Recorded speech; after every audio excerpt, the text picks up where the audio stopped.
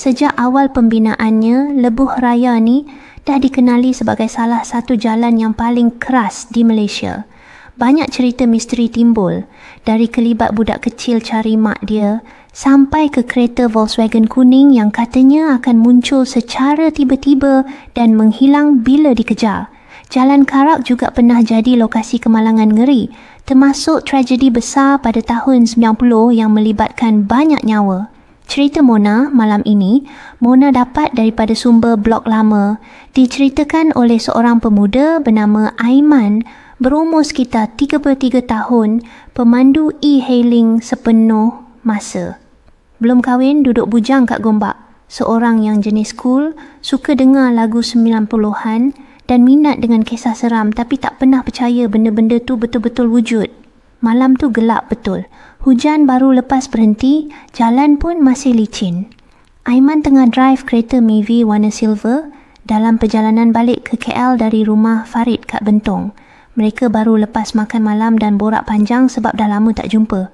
Huda duduk kat seat belakang, kepala bersandar dekat tingkap sambil layan lagu dari telefon. "Bro, kau okey ke lalu Karak malam-malam ni?" tanya Farid sambil tengok luar tingkap. Hutan kiri kanan memang gelap gelita. Aiman gelak kecil. "Alah, jalan je kot. Aku dah biasa bawa waktu malam. Lagipun karutlah cerita hantu Karak tu." "Betul lah kau ni tak serik. Dulu pun kita pernah kena, ingat tak?" Farid balas sambil ketap bibir. Peluh dah mula meleleh walaupun aircon sejuk tahap iglu. "Aku tak lupa, tapi kan tu dulu. Sekarang kereta kita lagi bagus. GPS pun ada. Lagipun ramai dah lalu Karak ni hari-hari." Huda tiba-tiba bersuara perlahan dari belakang. "Abang, aku rasa macam tak sedap hatilah." Jangan start Huda. Kau pun percaya benda-benda tu?" Aiman menjeling kat cermin belakang. "Entahlah, dari tadi rasa macam ada benda ikut je." Suara dia makin perlahan, macam bisik. Aiman cuba buat tak tahu, tapi bila dia tengok cermin pandang belakang, dia pun tiba-tiba rasa lain macam. Macam ada bayang putih sama-sama berdiri tepi jalan, tapi bila dia toleh, kosong, tak ada apa-apa. "Aiman, slow sikit. Aku rasa..." Farid belum habis cakap. Tiba-tiba, boom! Sesuatu melintas depan kereta. Aiman tekan brek kuat-kuat. Kereta berhenti mengejut, meleret sikit ke tepi jalan. Mereka bertiga terhumban ke depan. Nasib baik pakai seat belt. "Apa benda tu?" jerit Farid. Aiman berpeluh. Tangan dia menggigil atas steering. Aku nampak macam budak. Pakai baju sekolah." Huda terus peluk diri sendiri. "Abang, kita jangan turun. Tolong jangan turun." Tapi Aiman degil. Dia buka pintu dan turun. Lampu depan kereta menyuluh jalan yang licin dan berkabus nipis. Tapi tak ada sesiapa pun. Sunyi, cuma bunyi cengkerik dan angin malam yang sejuk mencucuk. "Mana budak tu? Aku sumpah nampak dia," kata Aiman. Farid pun turun. "Aku rasa baik kita jalan teruslah. Kalau budak betul, mana dia pergi?" Tiba-tiba, bunyi ketukan kuat kat bumbung kereta. "Dom! Dom! Dom!" Huda menjerit dari dalam. Aiman dan Farid berpaling bila tengok atas kereta. Ada budak perempuan tengah duduk, rambut panjang menutup muka, seragam sekolah dia kotor macam penuh lumpur. Mata dia merah menyala. "Mak! Mana Mak?" Suara budak tu serak, bergema macam dari dalam tong kosong. Farid tergamam. Aiman terus panik, masuk balik ke dalam kereta dan start enjin. Tapi kereta tak hidup. "Cepat start! Aiman!" jerit Farid. Muka dah pucat macam mayat. Budak tu dah turun dari bumbung, berdiri depan bonet. Mata dia tak berkelip, tangan dia capai ke arah mereka. Huda menangis. "Abang, jangan tengok mata dia." Aiman tunduk, pejam mata sambil cuba start enjin. Akhirnya, kereta hidup. Tanpa fikir panjang, dia tekan minyak. Budak tu hilang macam debu disedut angin. Mereka bertiga diam 1000 bahasa sepanjang jalan balik ke KL. Bila sampai rumah, Aiman perasan satu benda pelik. Ada tapak kaki kecil, penuh lumpur atas bonet kereta dia. Penutup. Sejak malam tu, Aiman tak lalu Karak waktu malam lagi. Farid pun pasang ayat kursi dalam kereta. Huda, dia dah tak cakap banyak, tapi kadang-kadang bila dia termenung tengok tingkap, dia macam nampak sesuatu Karak bukan sekadar jalan biasa. Bila malam turun, jalan tu ada nyawa sendiri. Dan kalau kau silap langkah, mungkin kau pun akan jumpa budak yang cari mak dia. Kalau kau nak jalan malam-malam kat Karak, ingat satu je, jangan berhenti, walau apa pun kau nampak.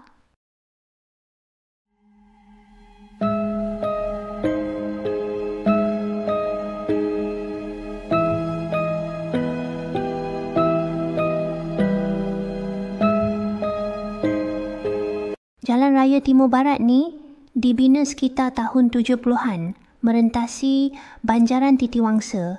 Tujuannya nak sambung negeri Kelantan dengan Perak sebab masa tu laluan antara pantai timur dan barat memang susah gila nak tembus.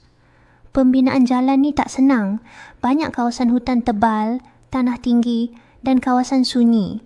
Masa zaman komunis dulu, ramai askar dan buruh yang terkorban. Ada juga kes serangan hendap dari gerila komunis. Sampai sekarang, jalan ni masih sunyi, berkabus tebal waktu malam dan awal pagi dengan hutan kiri kanan. Banyak cerita mistik dan seram dari pemandu yang pernah lalu sini. Sumber cerita Mona Dab dari komen satu forum di internet disampaikan oleh seorang mekanik lori dari Greek. Nama dia Manwira. Cerita asal dari kawan sekerja dia. Malam tu gelap betul. Langit tak ada bulan, kabus pula tebal. Faizal tengah drive lori trailer muat barang elektronik dari Ipoh nak hantar ke Kota Baru. Dah biasa lalu jalan Timur Barat, tapi malam tu rasa lain macam sikit. Sunyi, bukan main. Tak ada satu kenderaan pun dia berselisih dari tadi. Biasanya pun sunyi, tapi kali ni lain macam. Lori dia baru lepas kawasan puncak Banjaran Titiwangsa. Masa tu jam lebih kurang 2:30 pagi. Dia buka radio kuat-kuat sebab nak lawan rasa mengantuk. Tapi siaran radio pun asyik berdesir. Tiba-tiba radio tu terus mati. Apa hal pula ni? Faizal merungut, tangan dia cuba pusing-pusing tombol. Tak jalan. Masa tu juga dia terperasan satu bayang-bayang tepi jalan. Berdiri tegak, tak gerak. Faizal perlahankan lori. Dia jeling sikit ke cermin sisi. Ada perempuan pakai baju kurung putih, rambut panjang mengurai sampai ke pinggang. Alamak, jangan buat hal, jangan tegur, jangan tegur. Faizal baca dalam hati. Dia tekan minyak perlahan-lahan, mata pandang ke depan. Tapi sekelip mata, perempuan tu tiba-tiba muncul kat tengah jalan, berdiri depan lampu lori. Faizal brek mengejut sampai berdesit tayar. Lori hampir terbabas ke bahu jalan. Bila dia tengok balik, tak ada siapa. Faizal peluh sejuk. Jantung dia berdegup laju gila. Dia cuba start lori balik. Nasib baik enjin tak mati. Baru je nak tekan minyak, tiba-tiba, "Abang, nak tumpang kejap?" Suara perempuan. Tapi suara tu datang dari dalam kabin. Faizal toleh kiri perlahan-lahan. Kerusi penumpang kosong, tapi cermin belakang kabin nampak bayang rambut panjang duduk kat belakang dia. Dia jerit, "Allahu Akbar." Tanpa fikir panjang, Faizal terus tekan minyak. Meter dia naik sampai 110 km/h walaupun jalan berbengkang-bengkok. Sepanjang jalan tu dia rasa macam ada benda tengok dari belakang. Setiap kali dia jeling cermin sisi, rambut panjang, muka pucat, mata tak berkelip. Lebih kurang 10 minit kemudian, dia sampai kat kawasan hentian Titiwangsa. Ada satu pondok kecil tempat rehat. Dia berhenti, keluar dari lori, terus baring atas tanah, menggigil satu badan. Lepas beberapa minit, baru dia perasan. Bahu dia rasa berat. Bila tengok, ada kesan tapak tangan kecil warna hitam, macam tangan budak kecil. Tapi tak ada orang lain kat situ.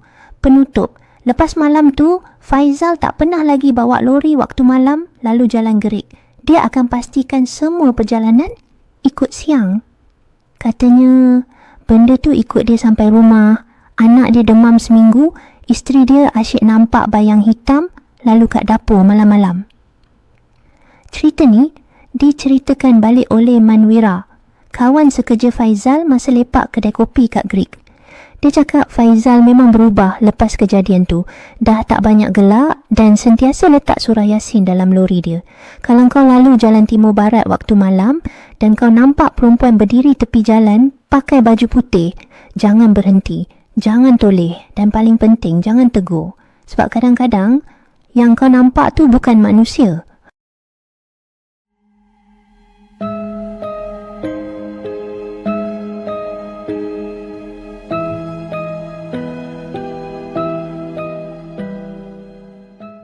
R&R Pagoh, arah utara ni memang terkenal jadi tempat persinggahan pemandu tengah malam. Tapi dalam kalangan pemandu tegar, especially yang bawa bas malam atau lori kontena, ada satu pesanan yang selalu diulang-ulang. Kalau nampak perempuan cantik sorang-sorang tengah malam, jangan tumpangkan. Kau bukan buat baik, kau sedang bawa bala. Kali ini cerita ni pasal seorang budak muda nama dia Farouk. Dia fikir semua tu mitos je. Sampailah malam tu, Farouk bawa kereta balik dari KL ke Muar. Habis lepak dengan member, sambut birthday. Jam masa tu dah dekat pukul 2 pagi. Mata berat, perut lapar. Dia singgah kat R&R Pagoh, arah utara nak beli air dan ambil angin. Lepas beli air tin kat mesin layan diri, dia nak masuk kereta semula. Tiba-tiba ada suara lembut tegur dia dari belakang. Abang, tumpangkan saya boleh? Saya nak balik serum je. Farouk toleh. Seorang perempuan muda, cantik. Rambut panjang ikal, baju kurung moden warna kelabu. Muka dia manis gila, kulit licin, bau wangi semebak. Bunga melur. Tak nampak kereta dia rosak pun. Tapi Farouk ni jenis tak sampai hati. Lagipun, dia lelaki dan bujang. Boleh, naiklah. Dia bukakan pintu belakang. Perempuan tu senyum sikit dan masuk. Waktu dia duduk, Farouk rasa macam kereta. Berat semacam. Padahal perempuan tu nampak kecil molek je. Bila kereta bergerak semula atas highway, Farouk cuba buka borak. Nama awak siapa? Panggil je Ayu. Suara dia halus tapi macam ada gema. Macam orang cakap dalam bilik kosong. Lepas tu Ayu senyap. Pandang luar je dah. Farouk makin tak sedap hati bila dia jeling cermin tengah. Tak nampak bayang Ayu langsung. Dia tengok cermin tengah. Kali ni, dia nampak Ayu tengah senyum lebar. Tapi senyum dia tak normal. Mulut dia terbelah sampai ke pipi. Gigi panjang-panjang tajam. Mata merah. Air hitam meleleh dari hidung. Abang! Ayu jerit. Suara dia berubah. Kasar dan tajam macam suara orang mati lemas. Farouk menjerit, tekan brek, mengejut. Pintu belakang terbuka sendiri. Ayu terbang keluar sambil mengilai panjang terbang pusing atas kereta. Farouk tak toleh belakang. Dia pecut terus keluar dari R&R Pagoh sampai masuk simpang ke Tangkak. Dia berhenti kat stesen minyak, turun, duduk tepi jalan sambil baca apa-apa ayat yang dia ingat. Tapi bila dia tengok ke dalam kereta, tempat duduk belakang basah. Bau darah dan bunga bercampur dan ada sehelai rambut panjang tersangkut kat penyandar. Penutuk Farouk tak pernah cerita kat family dia. Tapi bila kawan-kawan ajak balik lewat malam dan ajak singgah Pagoh, dia cuma geleng. Aku dah tumpangkan perempuan tu sekali. Cukup sekali. Sampai sekarang, kadang-kadang waktu malam, bila dia drive seorang, dia masih boleh terbau bunga melur. Dan dia ingat satu pesan orang lama. Jangan tumpangkan perempuan cantik tengah malam. Kadang-kadang dia bukan manusia.